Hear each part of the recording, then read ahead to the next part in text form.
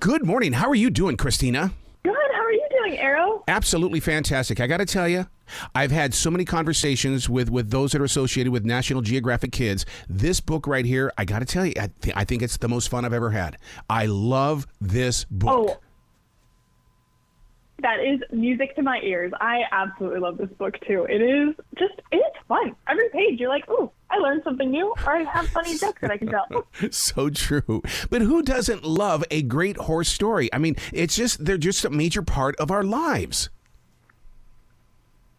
It's true. I mean, I don't know about you, but I was definitely the horse kid. I was a horse girl growing up. I got lucky enough to have horses when I was a kid, but even before then, I couldn't read enough about horses. There's just this bond between horses and humans that I think we only see pretty much maybe with cats and dogs for the most part, but it is inexplicable and so wonderful. Now, I'm not a professional horse whisperer, but I am known for going up to talk with a horse. And I would really love to stand there and read this book to a horse, because I would love to see what their reaction is to not only my voice and the sound of it, but to see the pictures, because I think they get us. Oh, absolutely. We talked a little bit about how horses have 17 different expressions, and you find all of them within the pages of this book. And most of the photos are pretty funny, whether it's a horse nickering or telling a joke with a little speech bubble next to it, or even just simply some ones that are just so stinking cute. We have a Marwari horse that has these curved ears that touch each other, and oh my goodness, I can't. It's just the cutest thing I've ever seen. How did the making of the book come into play? Because I mean, there's so much information here, so much that's just. I mean, it's such a wealth of knowledge that I put it on my coffee table so that I can sit there and pick it up and read little bits at a time and then digest it. Oh, I love hearing that. So this book, honestly, the conceit was it's part of a series. It's called Can't Get Enough, and we wanted to talk on subjects that, especially the 7 to 10-year-old range, where I feel like that's when those obsessions start, where they want to know everything about a certain subject. Mm-hmm. And for us, especially at National Geographic, we love talking about science and animals. And so horses was just the natural next subject. Who doesn't want to learn more about a horse and really grasp it, but also just have fun while doing it? So we made sure that we had some personality quizzes, which, funny enough, when the kids do it, they learn so much about themselves, but also about horses. So you'll learn what temperament you have and which horse that relates to. You'll figure out, there's an aspirational, what job do you want? You might be like, oh, I just love horses, especially you have that like budding veterinarian or horse trainer. They can take a quiz and find out how they could work with horses in the future. So that's kind of the idea behind it, was how do we have lots of fun, lots of activities, and do some experiential learning while reading a fun book about a subject they love. Oh my God, just thumbing through this book, I mean, it brings back so many memories of my childhood riding along the Tongue River Reservoir in Wyoming and being out there with Tiny, that was the horse's name, and just being one with nature. That's what I love about riding horses, is that in reality, you're being carried through everything natural.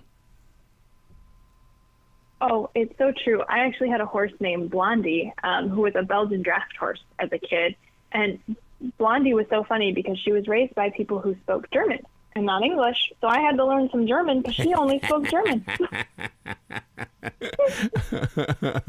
Would you say that foals are just as cute as a baby bunny and a kitten?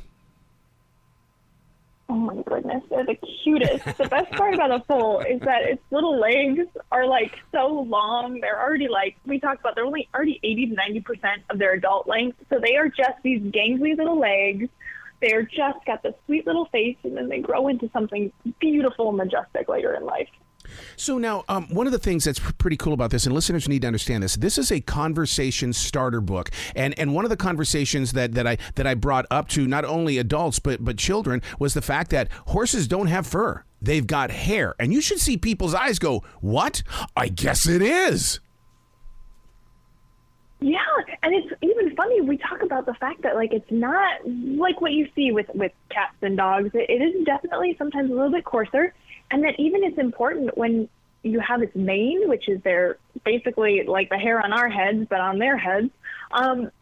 it's important to actually braid it because it keeps the hair healthy and out of their eyes and free from dirt, similar to how we braid our own hair and put it in a ponytail. Really, really. Now, my wife brought up a very interesting question in the way of, because horse hair will keep growing back.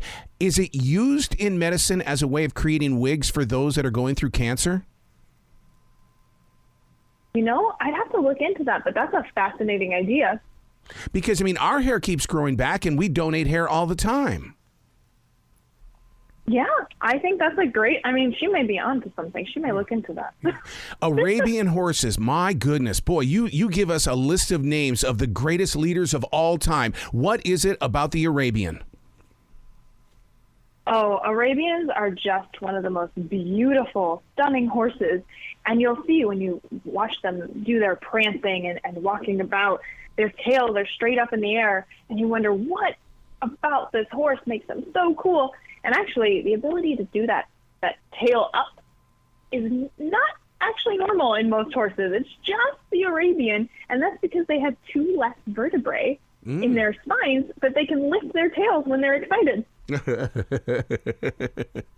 Now, when were horses domesticated? And the reason why I bring that up is because so many times, even when you look in the big Bible and things, that it was always about the donkey that people were riding. When was the horse really kind of, put into the human life? Yeah, so we estimate that it's about 6,000 years ago that we began actually breeding horses for different tasks. And we see this happening all around the world. And we have this amazing map that kind of points out what some of the horses that you would see in areas like the western U.S., which would be the Mustang, or in Mongolia, you have the really tough horse name to pronounce, which is the Przewalski, but you would have never thought that's how you pronounce it. We have some amazing ones and understand, why did we start domesticating horses? And truth be told, because we didn't have cars back then. You needed some form of transportation. Yeah, and somebody had to work that field as well. My grandfather used the horses in Wyoming when it came to making sure that the fields were plowed. Yeah, and we still see people do that today because they just have this strength and calmness to them that you couldn't do that with a tiger or a grizzly. You were talking about horses with a kind of hard to pronounce names. How about the American Bashkir? Did I say that right? And with its curly hair? Oh, yes. There are so many horses, and Nat Geo, fortunately, we make sure to put those pronunciations in there so that every kid knows exactly how to pronounce it. But yeah, we have some curly-haired horses. We have horses that hair stands straight up. We even have horses that have record-length hair that grows really, really long, and you can see that, which is so fun. Oh, yeah, because, a Shetland pony, come on. That's a walking, movable, stuffed animal that you can call your best friend. Oh, it's so true. And honestly, I didn't know this before I came to this book. Did you know that horses and ponies, or miniature horses too, they're all the same species? Wow. It's just how tall they are that differentiates their names. So if you're over 58 inches, you're a horse. If you're at or under 58, you're a pony. And if you're a mini, you only reach up to maybe 38 inches. Oh my God! With the web and all that kind of stuff, that's the first time I've ever heard that. That's interesting. I know. The conversation starter is this book. Well, and this book is definitely one of those that empowers kids when kids the kids love more than anything to come up to a parent and be like, I know something you don't know. Guess what? One of the things that I've lived with throughout my life are the wild horses, because in Montana, they out there at the Pryor Mountains, the Mustangs are wild there, and then even here in the Carolinas, we've got wild horses. Were they naturally wild, or did they break free from farms? We actually talk about there is a variety. So some animals did end up being domesticated. So they all originally were wild. Okay. Some were domesticated, and then some actually returned to the wild and became wild. And depending on where you're from around the world or in the country, you see differences, and some of them can be domesticated again. But you're right. In the western U.S., we see about 86,000 Mustangs that live on public land right now. Yeah. My father, his job before I was born, he was the guy that broke horses. And what that means is that so that you could ride the horse. And so and they showed me how he did that where nobody got injured, and it was in water. And so I've always been fascinated with horses, and that's why I love this book. Oh, I love that. Yes. Wow. You got to come back to this show anytime in the future. The door is always going to be open for you, Christina. Well, thank you so much, Arrow. And I love your enthusiasm for our books. We can't wait to get this in the hands of kids. It's going to appeal to any child, whether they're really into sports. We've got the equine athletes, or they love the fantasy, and we have our mythical horses. Whether they want to be a veterinarian or they just want to make some treats and be a baker and make some horses. We have it all in this book. I'm just jealous that kids get this book today because I just had the regular National Geographics when I was a kid. So, I mean, I just love the way that you are tapped into people. Oh, we're so glad to, because there's nothing better than to make sure that kids feel like they can understand the world around them and also really dive into the subjects that they find fascinating and feel like they can learn more of and tell other people about it too. Wow. Well, you be brilliant today, okay, Christina? Thank you so much, Arrow. You have a fantastic day.